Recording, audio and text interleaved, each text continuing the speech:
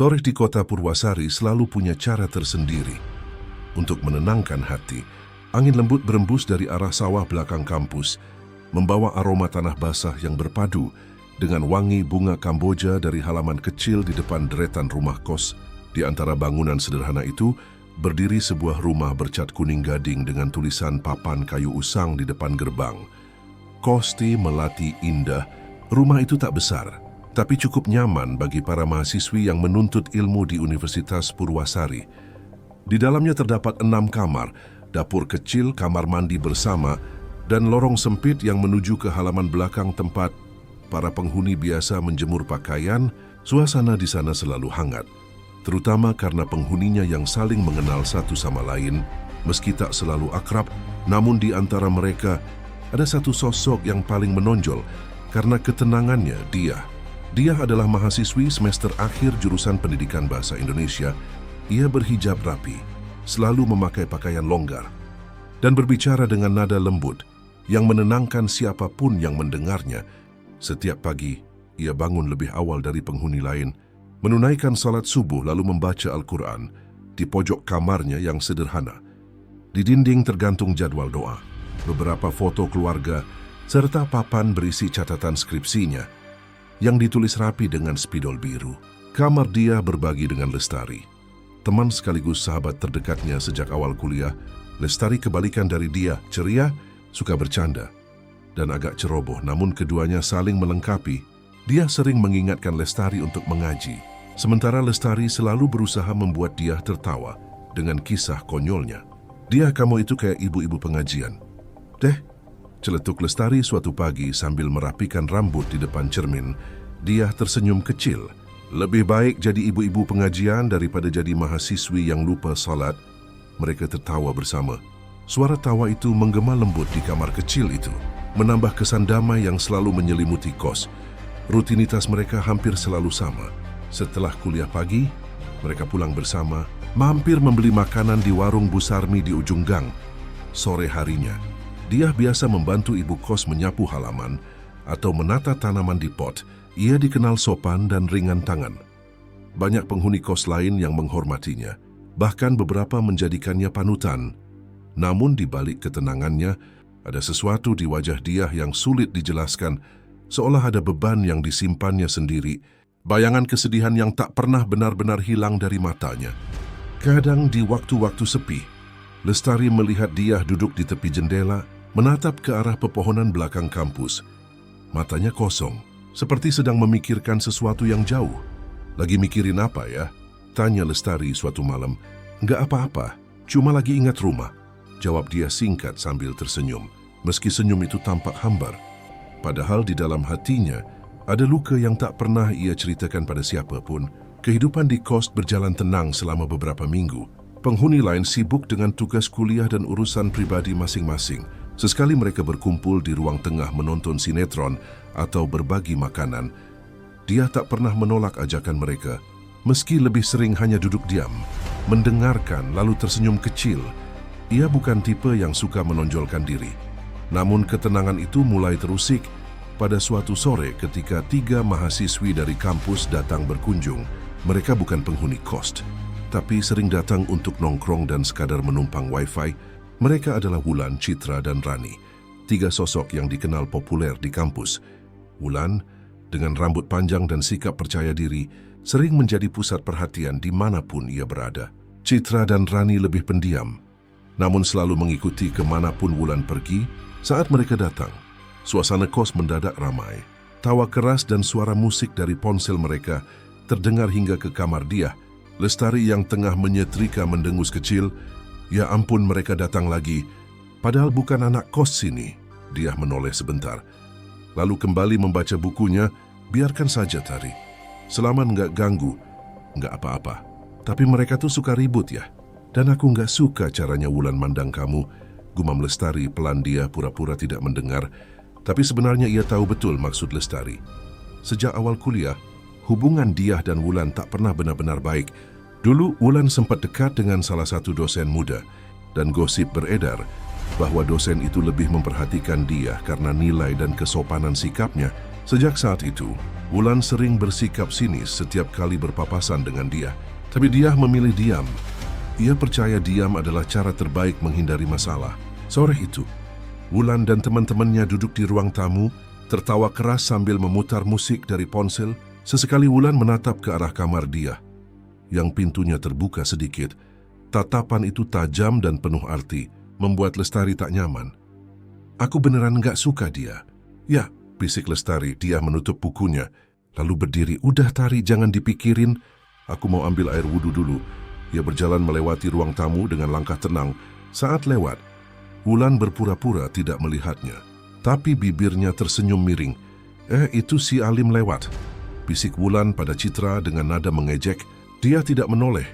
Ia menahan napas, menunduk, dan melanjutkan langkahnya menuju kamar mandi.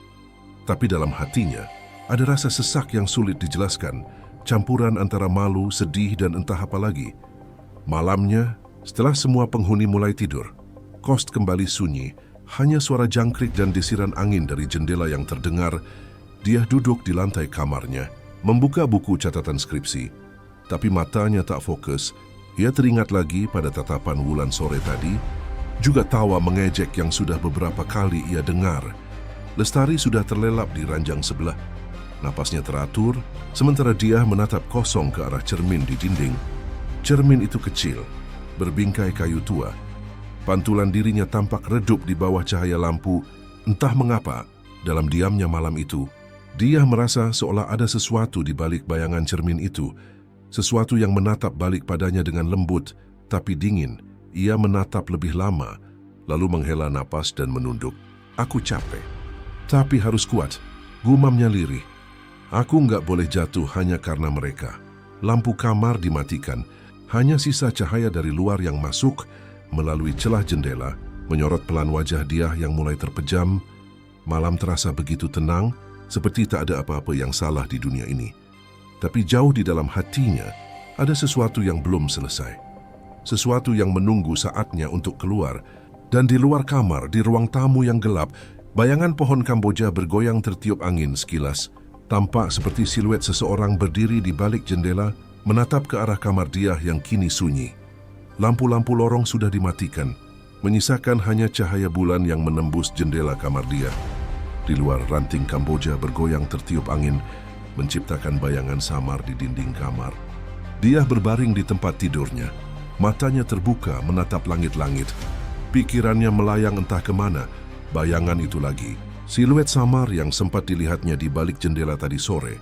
Ia mencoba meyakinkan diri bahwa itu hanya bayangan pohon yang tertiup angin, tapi mengapa perasaan tidak nyaman itu tidak juga hilang? Ia menarik napas panjang, lalu menutup mata. Tapi semakin ia mencoba memejamkan mata, semakin jelas bayangan lain muncul dalam pikirannya. Bukan lagi dari luar jendela, melainkan dari masa lalunya sendiri. Waktu seolah berputar kembali. Ia melihat dirinya berdiri di halaman kampus 2 tahun lalu. Saat itu ia masih di semester 6, cuaca panas, dan mahasiswa berkerumun di depan kantin sambil tertawa-tawa. Dia melangkah pelan melewati mereka, memeluk buku di dada, mencoba menunduk agar tidak diperhatikan. Tapi suara tawa itu terdengar semakin keras. Itu dia, si Alim kampus, seru seseorang. Dia berhenti. Orang-orang menoleh ke arahnya. Di tangan salah satu mahasiswa, sebuah ponsel menampilkan foto. Wajah dia, tapi dengan tubuh berpakaian ketat dan pose menggoda, sebuah foto editan murahan, tapi cukup untuk memancing gelak tawa. "Ya ampun, pantes aja dosen muda itu perhatian banget sama dia," kata suara lain. Diiringi tawa menggema, wajah dia memanas. Ia ingin berteriak bahwa itu bohong, tapi suaranya tercekat. Ia hanya bisa memelototi ponsel itu dengan gemetar. Dan di tengah kerumunan itu, berdirilah Wulan, tersenyum kecil pura-pura kaget. Tapi matanya bersinar puas. "Astaga, siapa yang iseng banget bikin beginian? Kasihan banget sih dia," katanya dengan nada manis yang penuh kepalsuan. Tapi senyum di ujung bibirnya tak bisa menipu siapapun yang peka. Dia berlari meninggalkan mereka dengan air mata menetes di pipi. Sejak hari itu, hidupnya di kampus tak pernah sama. Ia menjadi bahan gunjingan. Teman-teman mulai menjaga jarak. Bahkan beberapa dosen memandangnya dengan tatapan penuh curiga. Semua akibat satu foto editan yang disebarkan lewat grup mahasiswa. Kembali ke masa kini, air mata Diah mengalir pelan di sudut matanya. Ia memejamkan mata, mencoba mengusir kenangan itu, tapi gagal. Luka itu masih menganga. Meski waktu sudah berlalu, ia bangun dari tempat tidur, berjalan ke arah cermin kecil di dinding. Wajahnya terlihat letih. Kenapa aku nggak bisa lupa? Gumamnya lirih, padahal aku udah coba maafin. Di ranjang sebelah, Lestari menggeliat dalam tidurnya. Tak sadar bahwa temannya tengah berjuang melawan kenangan yang tak mau pergi. Keesokan paginya, matahari menembus tirai kamar dengan lembut. Dia tampak berusaha menata diri. Ia mengenakan jilbab abu-abu dan baju panjang sederhana. Lalu bersiap berangkat kuliah. Lestari memperhatikannya. "Kamu nggak apa-apa ya? Matamu sembab?"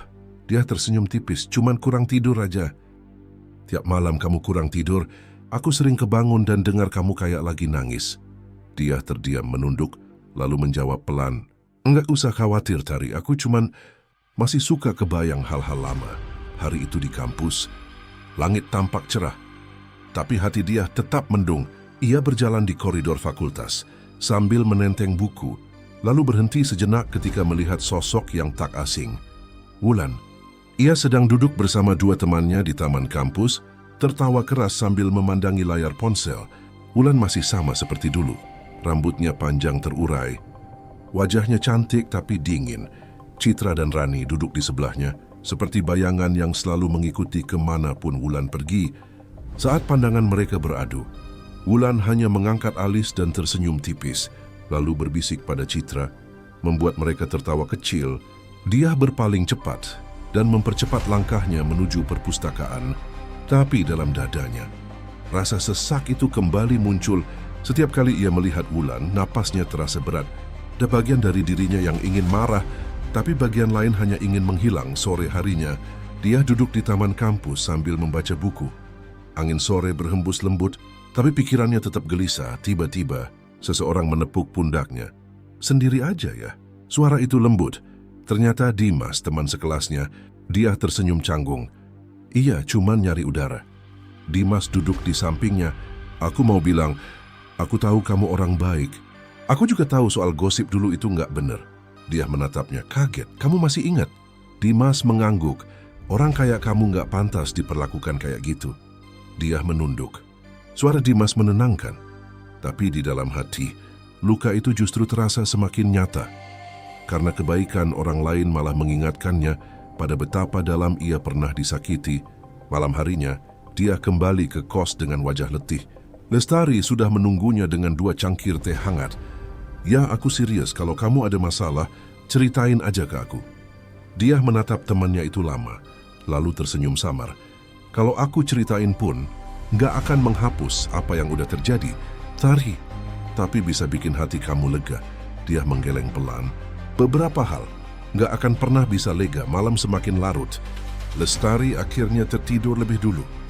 Dia duduk di tepi tempat tidur, menatap cermin di dinding yang sama seperti malam sebelumnya. Bayangan dirinya tampak diam. Tapi entah kenapa, kali ini refleksi itu terasa sedikit berbeda. Matanya terlihat lebih dalam, lebih gelap. "Kalau aku bisa memutar waktu," bisiknya, "aku ingin mereka tahu rasanya dihina, disakiti, dipermalukan." Suara itu nyaris tak terdengar, tapi di dalam kamar, hawa sejuk mendadak berubah menjadi dingin menggigit. Lilin kecil di meja belajar berkedip. Lalu mati. Dia mencoba berbaring lagi, tapi matanya enggan terpejam. Ia terjaga lama, menatap langit-langit kamar yang mulai diselimuti bayangan. Detik jam terdengar jelas, tik-tok, tik-tok. Lalu ia tertidur dalam kegelisahan dalam mimpinya. Dia berjalan sendirian di tempat asing. Angin berhembus dingin, membawa aroma tanah basah dan dupa terbakar. Ketika ia menunduk, tanah di bawahnya hitam dan lembab. Di sekelilingnya berdiri nisan-nisan tua berlumut. Kuburan. Ia melangkah perlahan di antara batu nisan itu. Kabut tebal menutupi pandangan. Suara azan samar terdengar dari kejauhan. Tapi semakin ia melangkah, suara itu berubah menjadi bisikan. Bisikan itu terdengar pelan tapi jelas. "Kau akan mendapatkan keadilan." Dia berhenti. Matanya menatap sekeliling tapi tak ada siapapun. Tapi dengan harga yang mahal ia ingin berlari. Tapi kakinya seolah tertanam di tanah. Dari balik kabut, muncul bayangan samar berbentuk manusia, tapi tak sepenuhnya utuh. Sosok itu berjalan perlahan ke arahnya, membawa sesuatu di tangannya. "Sepotong cermin retak, siapa kau?" tanya dia dengan suara gemetar. Bayangan itu tak menjawab. Ia hanya mengangkat cermin itu dan menyorotkan pantulan ke wajah dia. Di dalam pantulan itu, dia melihat dirinya sendiri, tapi wajahnya bukan lagi miliknya. Kulitnya pucat, bibirnya membiru, dan dari matanya mengalir darah hitam pekat. Ia menjerit, dan dunia di sekelilingnya runtuh dalam kegelapan. Dia terbangun dengan napas terengah. Tubuhnya basah oleh keringat. Jam menunjukkan pukul 2:13 menit. Dari luar kamar, terdengar suara ranting patah, pelan. Seperti langkah kaki menyeret melewati halaman belakang. Is menatap ke arah jendela, tapi tak ada apa-apa. Hanya bayangan Kamboja yang menari pelan di bawah sinar bulan. Namun entah kenapa dia tahu, mulai malam itu, ada sesuatu yang berubah dalam dirinya. Sesuatu yang tak bisa dijelaskan, tapi terasa begitu nyata. "Kalau aku tak bisa hidup tenang, biarlah aku mati dengan tenang." Kalimat itu bergema samar di benak dia sendiri saat ia menatap bayangannya di cermin kusam di kamar kos. Wajahnya tampak semakin pucat, mata hitamnya dikelilingi lingkaran gelap akibat kurang tidur. Kata-kata itu bukan hanya keluhan biasa, seolah muncul dari tempat yang lebih dalam, dari luka yang selama ini tak pernah benar-benar sembuh. Hari-hari di kampus kini terasa semakin menyesakkan. Sejak kejadian beberapa minggu lalu, gosip baru beredar di antara mahasiswa Fakultas Ekonomi. Wulan yang selalu menjadi pusat perhatian mulai menyebar kabar bahwa dia memiliki hubungan dengan Pak Ginanjar, dosen muda yang dikenal ramah. Awalnya hanya bisikan kecil di lorong, tapi perlahan menjalar ke seluruh kelas. Setiap kali dia lewat, ia bisa merasakan tatapan-tatapan aneh yang menempel seperti duri di kulitnya. Ada yang berbisik, ada yang menahan tawa, katanya. Itu sebabnya dia selalu dapat nilai bagus. Celetuk seseorang di belakangnya saat ia hendak duduk di kelas. "Cek, jangan-jangan dia ngeluluhin dosen itu," sambung yang lain sambil menahan tawa. Dia menunduk, menahan air mata yang hampir pecah. Ia tahu siapa yang memulai semua ini. Wulan, dengan senyum manisnya yang selalu penuh kepalsuan dulu. Mereka pernah duduk di kelompok yang sama saat tugas kuliah. Dia masih ingat bagaimana Wulan terang-terangan menunjukkan ketidaksukaannya sejak saat itu, entah karena iri pada nilai dia, atau sekadar ingin menjatuhkan seseorang yang lebih tenang dan pendiam. Hari itu, setelah kelas selesai, dia mencoba melewati lorong belakang kampus agar tak perlu berpapasan dengan siapapun. Namun langkahnya terhenti ketika mendengar suara tawa familiar dari arah taman. Itu dia!" seru Wulan sambil menunjuk ke arah dia.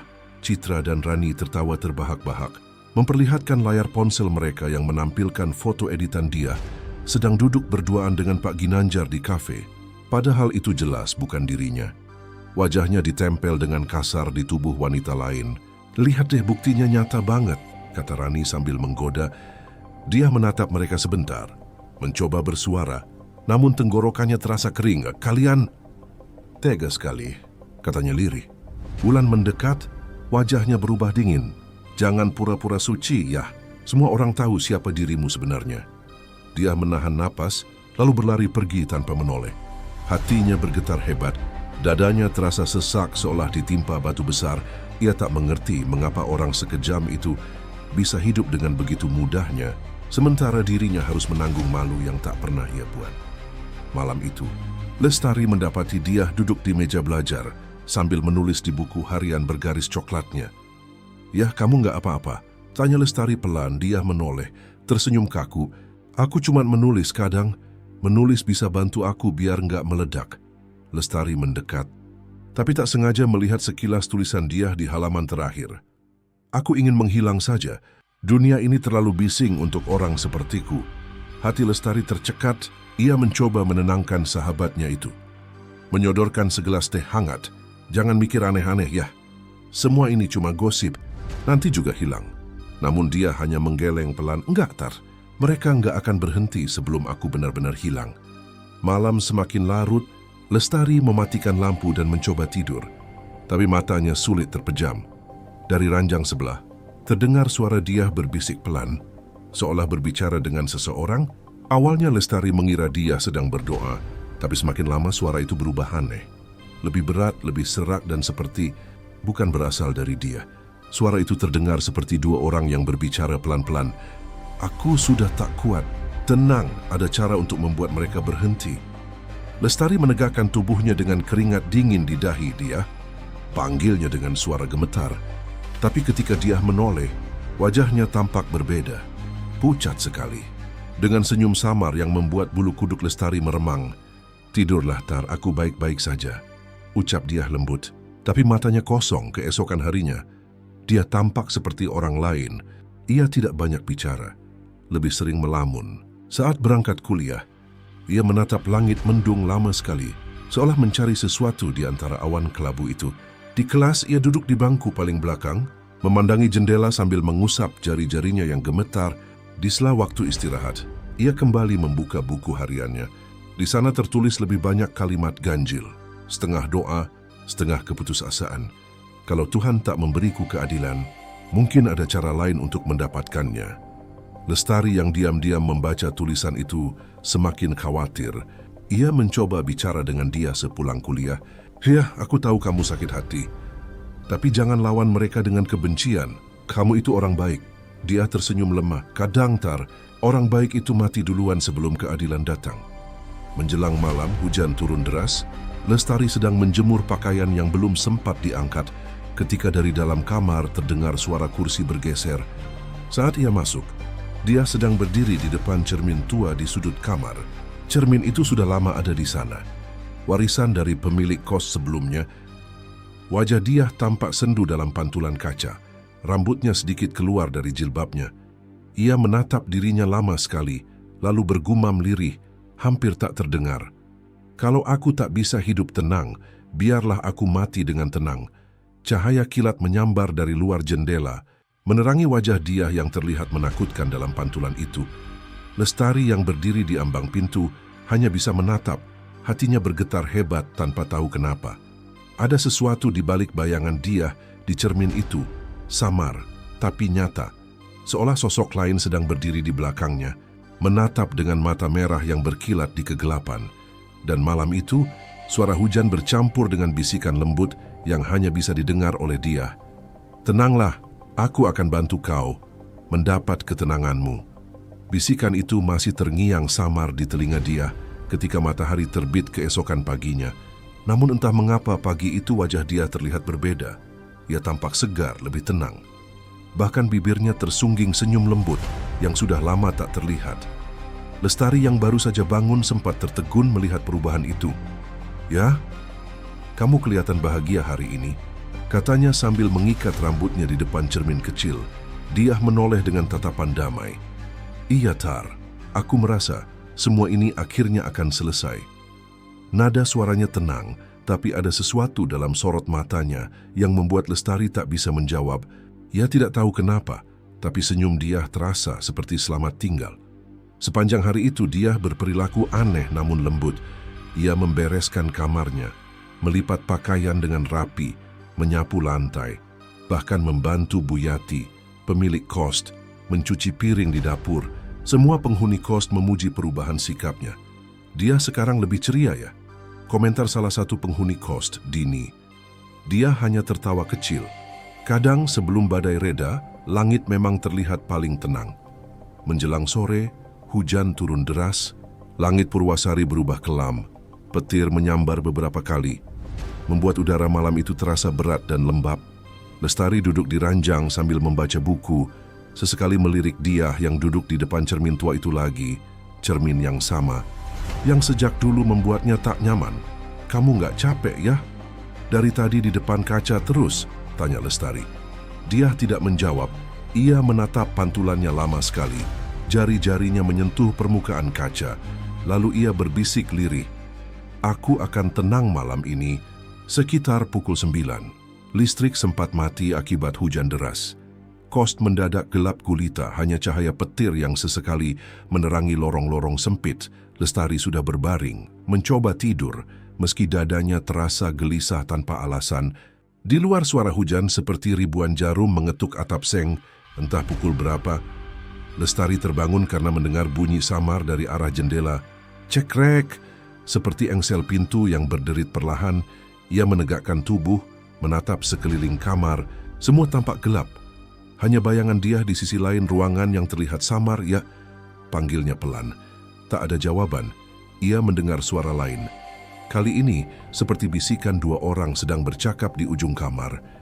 "Aku sudah siap. Kalau begitu biarkan aku menuntunmu." Suaranya berat, dalam dan menggema aneh. Seperti berasal dari bawah tanah, Lestari merinding hebat. Ia bangkit dari ranjang. Langkahnya pelan mendekat ke arah suara itu.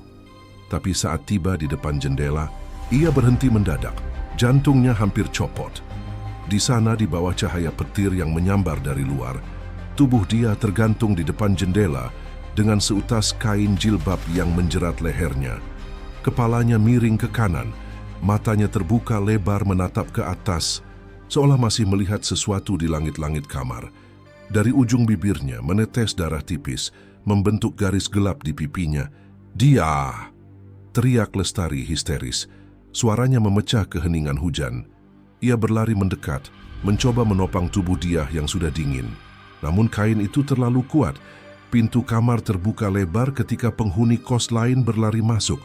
Teriakan, tangis, dan kepanikan memenuhi malam itu. Buyati segera menghubungi polisi. Sementara dua penghuni lain mencoba menurunkan tubuh dia. Saat tubuh itu jatuh ke lantai, matanya masih terbuka. Lestari yang memeluk tubuh sahabatnya itu merasa jari dia masih hangat, seolah baru saja memegang sesuatu. Tak lama kemudian, polisi datang, petugas berseragam meneliti kamar, mengambil foto, menulis laporan. Salah seorang polisi muda memeriksa leher dia dan berbisik kepada rekannya. Tanda-tanda bunuh diri, tidak ada luka lain. Sementara itu, seorang polisi wanita bertanya lembut kepada Lestari, apakah almarhum sempat menunjukkan tanda-tanda depresi? Lestari mengangguk pelan. Air matanya jatuh tanpa henti.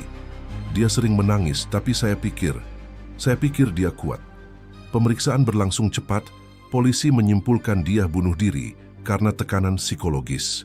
Keesokan harinya, jenazah dibawa ke rumah orang tuanya di kampung dan seluruh penghuni kos ikut mengantarkan. Wajah dia saat dimandikan terlihat damai, seolah ia memang sudah lama menunggu saat itu datang. Namun, bagi Lestari, ada sesuatu yang tidak bisa ia lupakan. Malam sebelum dia ditemukan, ia yakin mendengar dua suara. Satu adalah suara dia, tapi suara satunya, suara yang serak, berat, dan dalam seperti keluar dari dasar bumi. Tidak mungkin milik manusia. Setelah pemakaman selesai, kos kembali sunyi. Tapi malam-malam berikutnya tidak pernah sama. Lestari mulai sering terbangun karena mendengar suara langkah kaki menyeret di lorong. Kadang pintu kamarnya terbuka sedikit tanpa sebab. Di kamar dia yang kini kosong, kadang tercium aroma melati dan besi berkarat. Suatu malam, ketika semua penghuni sudah tidur, Lestari memberanikan diri untuk menatap cermin tua di kamar. Cermin yang dulu begitu sering dipandangi dia. Permukaannya kini tampak buram. Namun ketika ia mendekat, ia melihat bayangan samar di belakangnya. Sosok perempuan berhijab dengan kepala miring, tersenyum pucat. Lestari menutup mulutnya menahan jeritan. Napasnya tercekat. Dalam keheningan yang menakutkan itu, suara yang sama terdengar lagi sangat dekat di telinganya. "Tenanglah, aku sudah mendapat ketenanganku. Sekarang giliran mereka." Bisikan itu masih terngiang jelas di kepala Lestari. Malam itu ia tak bisa tidur hingga pagi. Tubuhnya gemetar, dan setiap kali ia menutup mata, bayangan wajah dia muncul.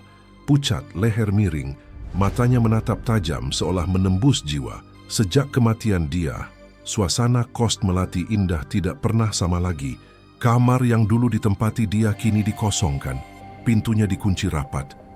Buyati, pemilik kos, bahkan menempelkan kertas bertuliskan jangan dibuka tanpa izin di daun pintunya.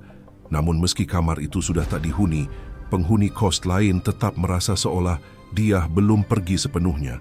Malam pertama setelah pemakaman, bau anyir samar tercium dari dalam kamar kosong itu. Awalnya Lestari mengira hanya perasaannya, tapi kemudian beberapa penghuni lain juga mencium aroma yang sama. Perpaduan antara bunga melati dan darah yang sudah mengering. Bau itu semakin kuat menjelang tengah malam. Terutama ketika hujan turun, lampu di lorong juga mulai sering berkedip, kadang mati sendiri, lalu menyala kembali tanpa sebab. Suatu kali, Ketika Lestari hendak ke kamar mandi, lampu lorong padam total. Dalam gelap, ia mendengar sesuatu menyeret di lantai. Pelan, seperti langkah kaki yang berat. Gesrek, gesrek, Lestari menahan napas. Jantungnya berdetak begitu keras sampai terasa di telinga. Ia menatap ke ujung lorong, dan di sana, di bawah cahaya remang dari luar jendela, tampak bayangan seseorang berdiri diam. Tingginya seukuran manusia, tapi gerakannya kaku dan kepalanya sedikit miring ke kanan. Persis seperti posisi dia saat ditemukan tergantung, Lestari menjerit dan segera berlari kembali ke kamarnya. Ia mengunci pintu, berselimut hingga kepala, mencoba berdoa meski lidahnya terasa keluh. Namun tak lama kemudian, dari arah dinding, terdengar suara lembut yang membuat darahnya membeku. "Tar, aku belum tenang." Sejak malam itu, gangguan tak pernah berhenti. Kadang Lestari mendengar suara seseorang mengaji lirih dari kamar dia, padahal kamar itu dikunci dan lampunya selalu mati. Kadang juga, saat tengah malam, ada suara air menetes dari langit-langit disertai aroma besi yang kuat.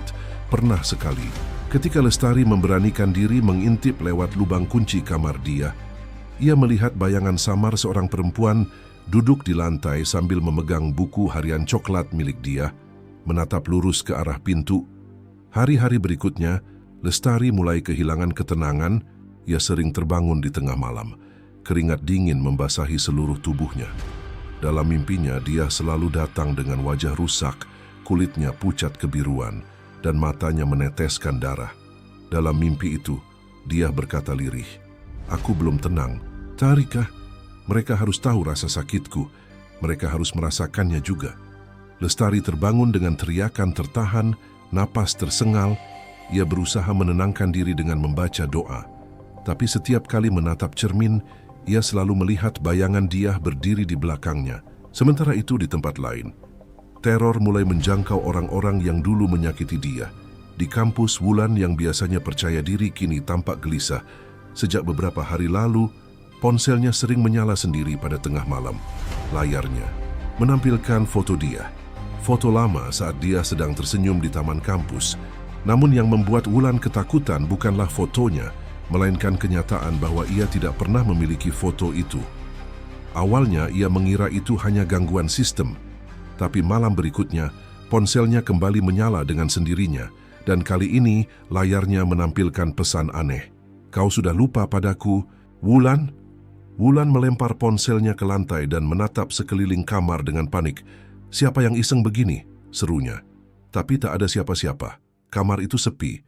Namun dari arah jendela terdengar ketukan pelan 3 kali. "Tok su tok ento." Ia menoleh cepat, tapi tak ada orang di luar sana.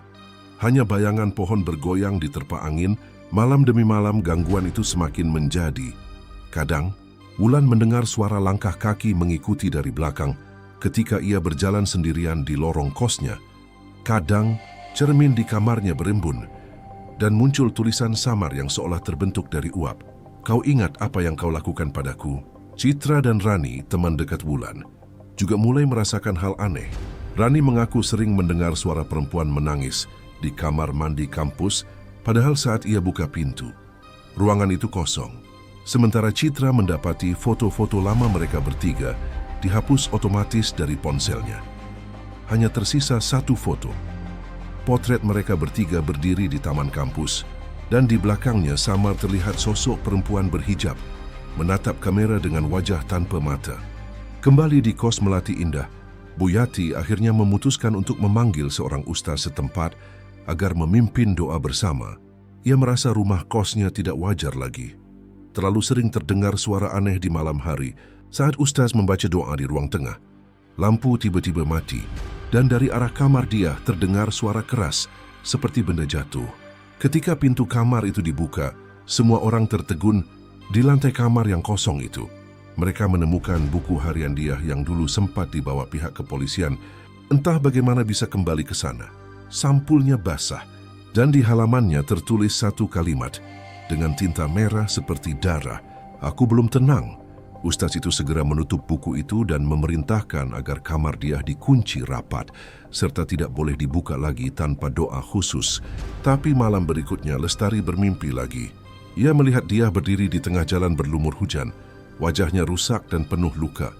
Sambil berkata dengan suara parau, "Tari, baik, bantu aku. Mereka harus tahu bagaimana rasanya dihancurkan." Ketika Lestari terbangun, jendela kamarnya terbuka lebar. Meski ia yakin sudah menguncinya, angin malam masuk membawa bau anyir yang familiar. Bau darah yang pernah ia cium malam dia meninggal.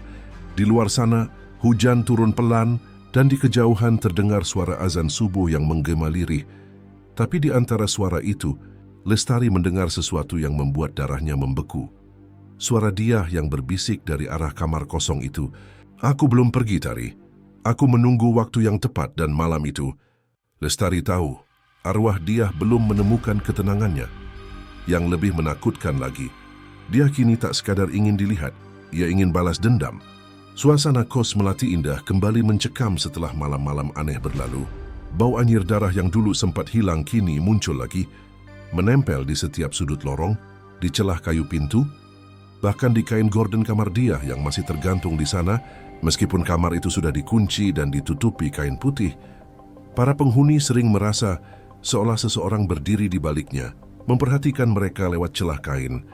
Lestari semakin kurus, matanya cekung, dan setiap kali tidur ia terbangun dengan tubuh basah oleh keringat dingin. Mimpi-mimpinya dipenuhi Diah yang kini tampak semakin menyeramkan. Wajahnya separuh gosong, matanya hitam legam, dan dari bibirnya menetes darah. "Kenapa kau biarkan mereka tertawa, Tari?" Begitu suaranya terdengar dalam mimpi. Lestari selalu terbangun dengan dada sesak dan tenggorokan kering, lalu menangis tanpa tahu sebab. Di kampus, kabar kematian Diah belum benar-benar tenggelam, namun kehidupan berjalan seperti biasa. Wulan, Citra, dan Rani, 3 mahasiswi populer itu, masih terlihat tertawa di kantin. Hanya saja kini tawa mereka lebih hampa, seolah ada sesuatu yang membayangi dari belakang. "Udah, jangan dibahas lagi soal dia," kata Wulan pada Citra sambil memainkan rambutnya. Citra menatapnya ragu. "Tapi sumpah, aku kemarin ngerasa aneh, Lan." Ponselku nyala sendiri, layarnya nunjukin foto waktu kita lagi di taman kampus. Tapi di belakang kita ada perempuan berdiri mirip dia.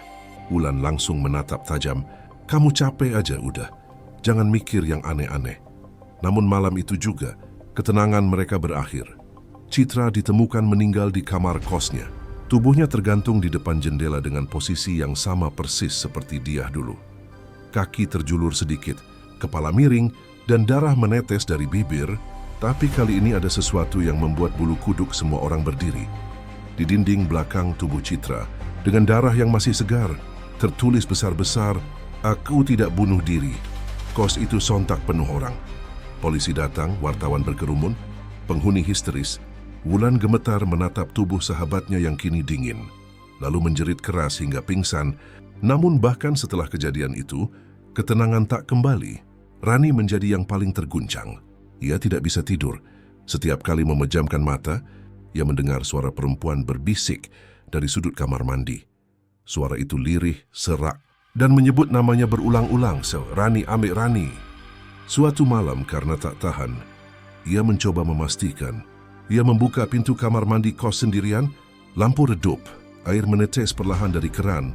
Saat ia mendongak, di cermin di depannya muncul wajah dia, pucat, retak seperti kaca, menatap langsung ke arahnya. Rani menjerit dan pingsan di tempat.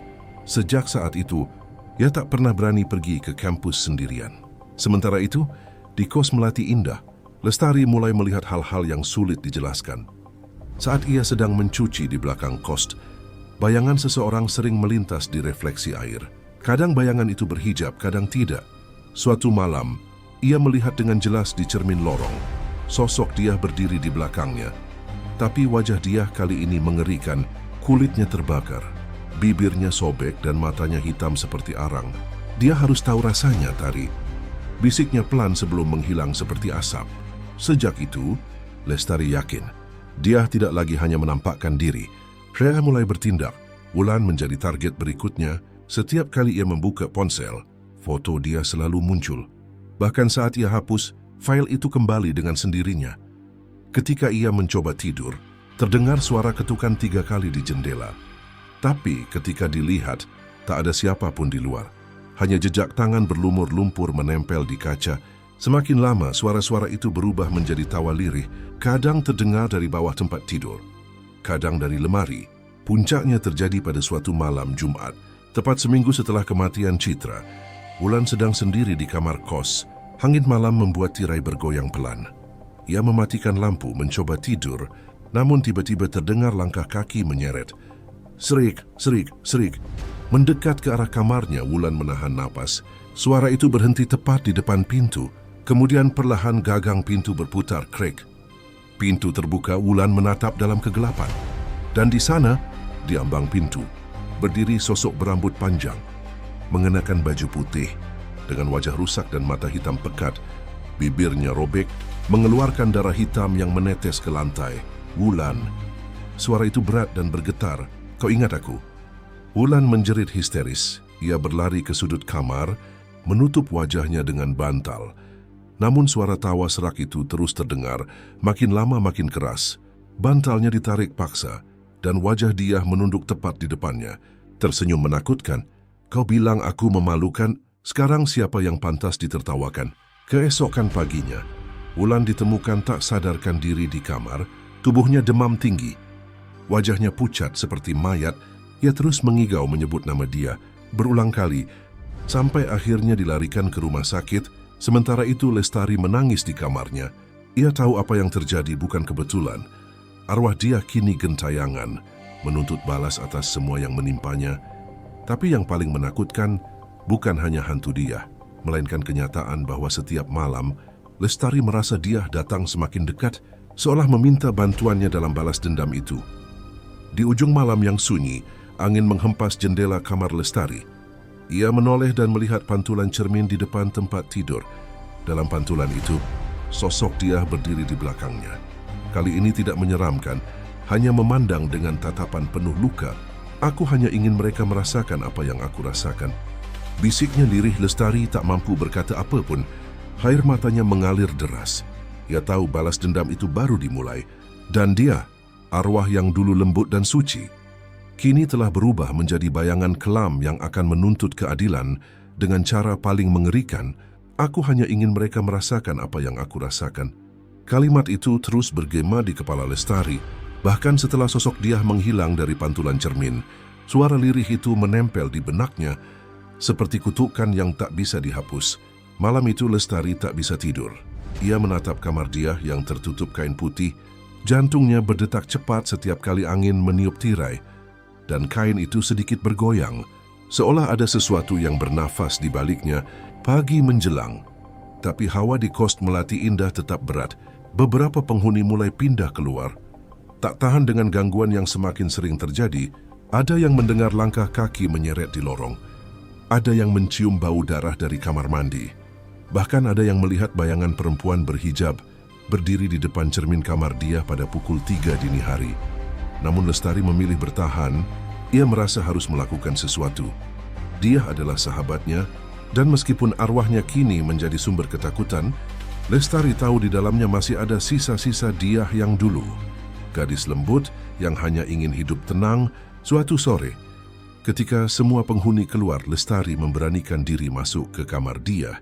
Kunci kamar itu masih ada di tangan pemilik kos, tapi entah kenapa hari itu pintunya tidak terkunci. Saat mendorongnya, pintu berderit pelan, dan aroma lembab bercampur bau anyir langsung menyergap. Kamar itu masih sama seperti malam ketika dia ditemukan meninggal. Kasurnya tertata rapi, ada bekas tali di dekat jendela, dan di dinding masih tampak samar bekas paku yang dulu digunakan untuk menggantungkan tali itu. Namun yang paling menarik perhatian Lestari adalah cermin besar di sisi kanan kamar. Tinggi hampir 2 meter. Bingkainya kayu tua berukir bunga melati. Cermin itu buram di bagian tengahnya. Seperti pernah terkena cipratan air garam atau darah. Lestari mendekat pelan. Udara di sekitar cermin terasa lebih dingin, membuat kulit tangannya merinding. Ia menyentuh permukaan kaca itu perlahan, dan tiba-tiba, dari dalam pantulan, muncul wajah dia, pucat, matanya kosong. Bibirnya bergerak membentuk satu kata, "Tari." Lestari mundur ketakutan. Napasnya tercekat, tapi kemudian sesuatu membuatnya memperhatikan bagian bawah kasur. Ada ujung kertas menonjol keluar dari sela ranjang. Dengan tangan gemetar, ia menariknya. Ternyata itu sebuah buku kecil bersampul coklat. Lembab di tepinya, tulisan tangan di halamannya sudah agak pudar, tapi masih bisa terbaca jelas. Buku harian dia. Jantung Lestari berdetak makin cepat. Ia duduk di lantai membuka lembar demi lembar. Awalnya hanya catatan biasa tentang kuliah, tentang Lestari, tentang rasa syukur dan doa-doa harian.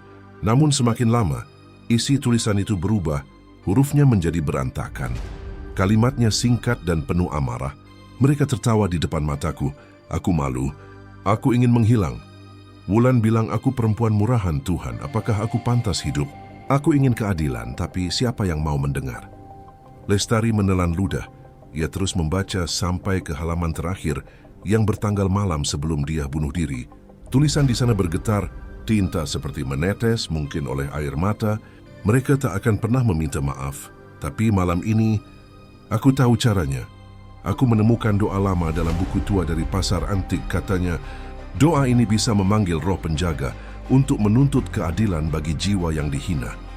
Aku akan melakukannya di depan cermin, karena cermin adalah pintu antara dunia hidup dan mati. Lestari menutup buku itu cepat-cepat, tangannya gemetar hebat. Jadi, dia melakukan ritual pemanggilan roh sebelum bunuh diri. Dan cermin itu, ia menoleh ke arah cermin. Sekilas ia melihat bayangan dirinya sendiri, tapi di belakang pantulan itu ada dia menatapnya tajam. Kenapa kau membaca, Tari? Suara dia menggema di dalam kepalanya. Lestari menjerit, buku di tangannya terjatuh, cermin itu bergetar. Muncul retakan halus di permukaannya seperti kulit yang mengelupas. Dari dalamnya terdengar suara samar, seperti seseorang menangis lalu tertawa. Dengan panik, Lestari berlari keluar kamar. Nafasnya memburu. Tubuhnya gemetar hingga lututnya lemas. Namun rasa penasaran menahannya untuk tidak pergi jauh. Ia kembali menatap ke arah kamar dia yang kini pintunya menutup sendiri dengan suara keras. Braak! Sejak saat itu setiap malam, suara dari cermin itu terus terdengar. Kadang berupa bisikan memanggil namanya, kadang hanya suara benda jatuh. Pernah suatu kali, Lestari nekat mendekat untuk memastikan. Tapi begitu ia melangkah lebih dekat, permukaan cermin itu berubah. Bukan lagi menampilkan pantulan kamar, melainkan pemandangan lain. Kuburan basah di bawah cahaya bulan. Dan di tengahnya, berdiri dia dengan wajah hancur. Bantu aku, Tari. Katanya, bantu aku keluar sepenuhnya. Lestari mundur, memegangi dadanya yang berdegup kencang. Ia sadar kini, cermin itu bukan sekadar benda, ia adalah gerbang. Dia telah membuka sesuatu malam itu, sesuatu yang seharusnya tak pernah disentuh manusia. Keesokan paginya, Lestari mencoba memecahkan cermin itu. Dengan palu kecil yang ia pinjam dari pemilik kos, ia menunggu siang bolong, berharap kekuatan jahat itu lemah di bawah sinar matahari. Tapi begitu palu diangkat dan diarahkan ke kaca, tiba-tiba bayangan dia muncul dengan cepat. Wajahnya menempel di permukaan kaca. Matanya hitam menyala. Bibirnya terbuka menampakkan gigi yang patah-patah. Berhenti, Tari. Suaranya menggelegar. Bukan seperti manusia. Kau ingin aku pergi? Aku belum selesai. Lestari terjatuh. Palu terlepas dari tangannya. Permukaan kaca itu bergetar kuat, lalu diam kembali. Namun saat ia menatapnya, kini pantulan di dalamnya sudah berubah. Kamar kos tampak gelap, dan di belakang dirinya terlihat 3 sosok perempuan. Wulan, Citra dan Rani berdiri membelakanginya, tapi Citra dan Rani tampak membusuk. Wajah mereka seperti mayat, dan mata mereka kosong. Lestari menutup mulutnya agar tak menjerit. Ia mundur perlahan, meninggalkan kamar itu dengan tubuh gemetar hebat. Malamnya, ia menulis di buku catatan kecilnya sendiri. Aku tahu sekarang, dia memanggil sesuatu. Cermin itu bukan sekadar benda, itu pintu bagi arwah yang marah untuk keluar. Aku harus menutupnya. Tapi bagaimana caranya? Jika setiap kali aku melihat ke sana, dia memanggil namaku? Di luar kamar, angin malam kembali bertiup pelan, menggerakkan kain putih yang menutupi pintu kamar dia. Dari dalam, samar-samar terdengar suara ketukan dari arah cermin. 3 kali perlahan namun pasti, tok, tok, tok. Dan di ujung suara itu, terdengar lagi bisikan yang membuat darah Lestari membeku. Kau tak bisa memecahkan pintu ini, Tari, karena aku sudah di dalam dirimu. Udara seketika menjadi dingin. Lilin kecil di meja belajar Lestari padam dengan sendirinya. Dan malam itu, Untuk pertama kalinya sejak kematian dia, bayangan di cermin kamar Lestari tersenyum sendiri. Angin berhenti, jangkrik tak lagi bersuara, seolah dunia menahan napas, menunggu sesuatu yang tak terhindarkan. Dan di tempat lain, di kamar kos kecil yang kini terasa seperti neraka dunia, Wulan mulai kehilangan kewarasannya. Sejak hari kematian Citra, hidup Wulan tak pernah sama. Setiap malam, ia mendengar suara langkah menyeret di luar kamarnya. Kadang terdengar suara ketukan 3 kali di jendela. Kadang suara perempuan mengaji dengan nada rendah dan serak, tepat di belakang telinganya.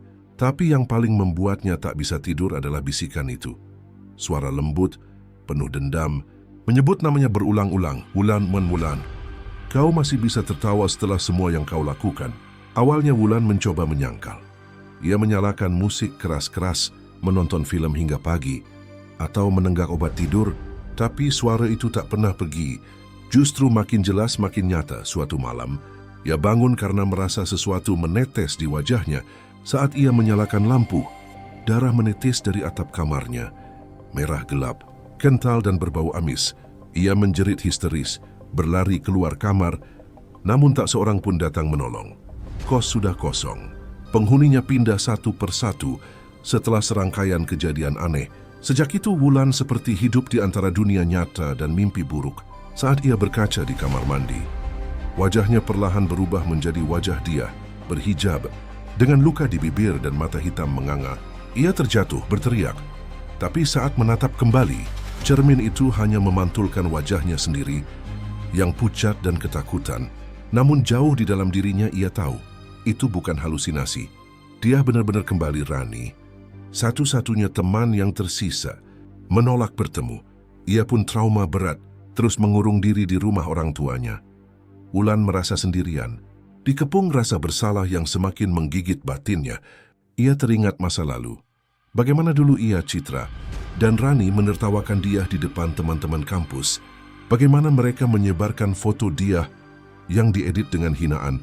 Bagaimana mereka mengucilkan dia saat gadis itu mencoba membela diri. Dan kini, seolah karma datang menghampiri satu persatu.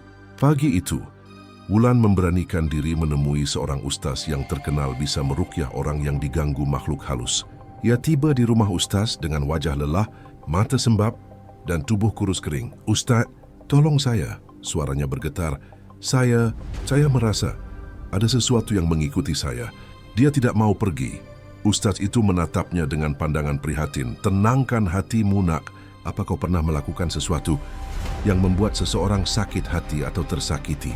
Wulan menunduk, air matanya mengalir tanpa bisa ditahan. Saya pernah memperlakukan teman saya dengan buruk. Dia bunuh diri karena saya." Ustaz mengangguk pelan. "Penyesalan adalah langkah pertama. Tapi kau juga harus menghadapi akibatnya. Roh yang mati dalam kesedihan tak akan tenang sebelum ada kejujuran dan keikhlasan." Ia kemudian mengambil air doa dan mulai membacakan ayat-ayat suci. Suaranya dalam dan bergetar, memenuhi ruangan dengan nuansa berat.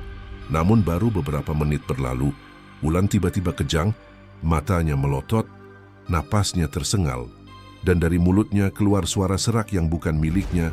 "Air ini tidak bisa memadamkan apiku." Ustaz itu berhenti membaca, menatap Wulan dengan ngeri. Tubuh gadis itu menegang, dan tiba-tiba ia memuntahkan darah hitam ke lantai. Suaranya berubah menjadi jeritan memilukan, lalu bergema menjadi suara lain. Suara dia, "Maafkan aku dia." Teriak Wulan di sela-sela tangisnya, "Aku menyesal, aku benar-benar menyesal." Namun dari balik tubuhnya, suara lain membalas, dingin dan menggetarkan ruangan. Dosa tak bisa dihapus dengan air suci, hanya dengan darah. Air doa di tangan ustaz mendidih seolah tersentuh api. Bau belerang menyebar di ruangan, lantai bergetar pelan. Wulan terlempar ke belakang, menabrak dinding, lalu terisak tanpa henti. Ketika ustaz mencoba mendekat, wajah Wulan telah berubah. Kulitnya memucat, matanya hitam penuh urat, dan senyumnya bengkok seperti topeng iblis. Ustaz itu langsung membaca ayat perlindungan, namun suara tawa mengerikan terdengar dari belakang Wulan. Suara perempuan, lembut tapi penuh kebencian. "Dia sudah menjadi milikku," bisik suara itu. "Dia akan tahu rasa kehilangan yang kutanggung." Setelah kejadian itu, Wulan dibawa pulang oleh keluarganya. Tubuhnya lemah, tapi pikirannya seolah terperangkap di antara dua dunia. Kadang ia berbicara sendiri, kadang menangis tanpa sebab. Malam-malam di kamarnya dipenuhi bisikan yang hanya bisa didengarnya sendiri. Ibunya mencoba menenangkan, namun setiap kali mereka menutup lampu, suara langkah kaki terdengar dari dalam lemari. Dan pada suatu malam, Wulan menatap ke cermin di kamarnya. Bukan pantulan dirinya yang ia lihat, melainkan dia. Kini sepenuhnya berubah menjadi sosok hitam berselubung kain kafan. Wajah dia tampak kosong, matanya dua lubang gelap yang memantulkan kegelapan abadi. Dia, "Maafkan aku," bisik Wulan dengan gemetar. Tapi dia hanya menatapnya dengan tatapan yang dingin dan menyakitkan. "Maaf," suaranya berat, bergema seperti dari dasar sumur. "Kau mencabut hidupku dengan tawa, kini lihatlah." Siapa yang tertawa terakhir? Cermin itu bergetar keras.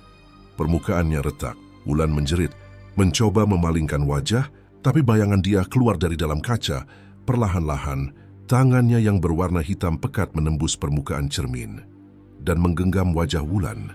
"Rasakan panasnya neraka yang kau buat untukku." Wulan berteriak sekeras mungkin, tapi tak ada yang datang menolong. Suara itu menggema di seluruh rumah, membuat lampu-lampu berkedip, dan udara tiba-tiba berbau darah. Sementara itu, di kos Melati Indah, Lestari terbangun dari tidur dengan tubuh menggigil. Dia merasa seseorang berbisik di telinganya. Dia sudah mendapat bagiannya, Tari. Ia menatap ke arah cermin kamar dia yang kini bergetar pelan, dan samar-samar melihat bayangan Wulan berdiri di belakang dia. Tubuhnya tergantung, wajahnya membiru.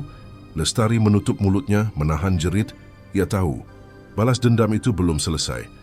Arwah dia kini bukan lagi gadis lembut yang tersakiti. Ia telah menjadi sesuatu yang lain, makhluk hitam yang haus keadilan, tapi terjebak dalam dendam yang tak akan pernah usai. Dan di tengah kegelapan kamar itu, cermin kembali berbisik, "Masih ada satu lagi, Tari. Satu yang belum membayar." Lestari tahu, suara itu kini bukan hanya datang dari dalam cermin. Ia datang dari dalam dirinya sendiri. Ucapan dia yang bergema di kepala Lestari malam itu terus menghantui. Dosa tak bisa dihapus dengan air suci, hanya dengan darah. Kata-kata itu menutup malam yang tak pernah benar-benar berakhir. Sejak Wulan diruqyah dan tubuhnya dimasuki sesuatu yang tak bisa dijelaskan. Kos menjadi seperti rumah duka yang hidup. Bau dupa dan darah bercampur di udara, menyesakkan setiap napas penghuni yang tersisa. Lestari duduk di kamarnya, menatap langit-langit yang gelap. Di luar, hujan mengguyur dengan suara gemuruh, yang seolah mengaburkan batas antara dunia manusia dan arwah. Dari kamar Wulan yang berada di ujung lorong, samar terdengar suara seseorang berbicara sendiri. Kadang seperti Wulan, kadang seperti suara dia yang serak dan dalam. Ia menegakkan tubuhnya. Rasa takut menempel di kulit, tapi rasa penasaran menyeret langkahnya keluar kamar. Lampu lorong berkedip pelan, menyoroti genangan air hujan yang merembes dari atap tua. Ketika ia mendekat ke kamar Wulan, suara tawa kecil terdengar dari dalam.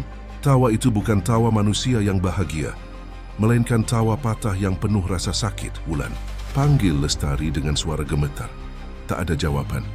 Yang terdengar hanya suara tali berderit, pelan, teratur, seperti sesuatu yang menggantung dan berayun perlahan. Dengan tangan bergetar, Lestari membuka pintu. Seketika, matanya membelalak. Wulan tergantung di depan cermin. Rambut panjangnya menutupi sebagian wajah, yang kini tampak membiru. Mulutnya tersenyum lebar, tidak alami, seperti dipaksa oleh sesuatu dari dalam. Di ujung bibirnya menetes darah segar, membasahi lantai yang dingin. Di bawah tubuhnya, sebuah tulisan berlumuran darah menempel di kaca. "Aku sudah tenang." Tapi yang membuat darah Lestari membeku adalah pantulan di cermin itu. Di balik tubuh Wulan yang tergantung, berdiri sosok dia dengan kain kafan yang lusuh, wajah rusak dan mata hitam kosong. Ia menatap lurus ke arah Lestari, lalu perlahan tersenyum. Lestari mundur, hampir terjatuh. Jeritannya tertahan di tenggorokan. Ia ingin berlari keluar, tapi pintu kamar tiba-tiba menutup sendiri. Dengan hentakan keras, angin dingin berembus dari celah-celah lantai, membawa aroma anyir darah yang begitu kuat. "Sudah selesai dia. Tolong berhenti," bisiknya lirih. Tapi suara lain menjawab dari segala arah, menggema seperti berasal dari dinding itu sendiri. "Aku tenang sekarang." Tapi mereka belum, lampu kamar padam, gelap menelan segalanya. Pagi harinya kos itu ramai dengan polisi dan warga. Tubuh Wulan ditemukan menggantung di depan cermin. Dengan posisi persis seperti Diah dulu, polisi menyimpulkan bunuh diri lagi-lagi, namun yang membuat bulu kuduk berdiri, di dinding kamar ditemukan bekas sidik jari yang tak cocok dengan siapapun di tempat itu. Lestari berdiri di luar kamar, menatap tubuh Wulan yang dibungkus kain putih. Air matanya mengalir deras. Diah, cukup, katanya lirih, hampir seperti doa malam itu. Lestari tak bisa tidur. Hujan turun lagi, membasahi genting yang bocor. Ia tahu, cermin di kamar dia masih ada. Masih berdiri di sudut ruangan, menunggu sesuatu. Dengan langkah berat, ia masuk ke kamar kosong itu. Bau anyirnya masih sama, seperti malam ketika dia ditemukan tergantung. Ia mendekati cermin perlahan. Bayangannya tampak samar di kaca, tapi di belakangnya seolah ada sosok lain berdiri. Ia menggenggam martil, bertekad mengakhiri semuanya. Kalau ini satu-satunya cara supaya kau tenang, aku akan melakukannya.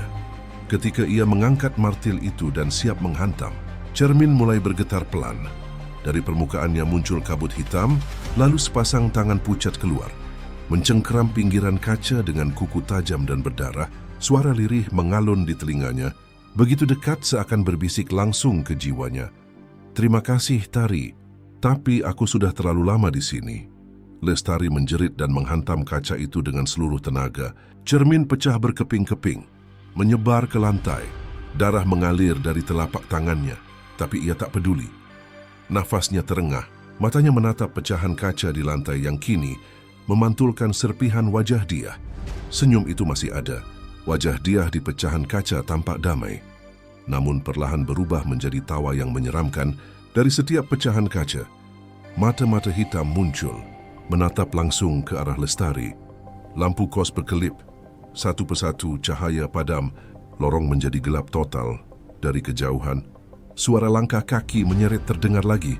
Pelan, teratur, dan mendekat. Lestari memejamkan mata. Air matanya jatuh tanpa suara. Dia, bisiknya, aku minta maaf, tapi yang menjawab hanya suara lirih sangat pelan, namun cukup jelas untuk membuat darah siapapun membeku. Aku tenang sekarang. Tapi mereka belum.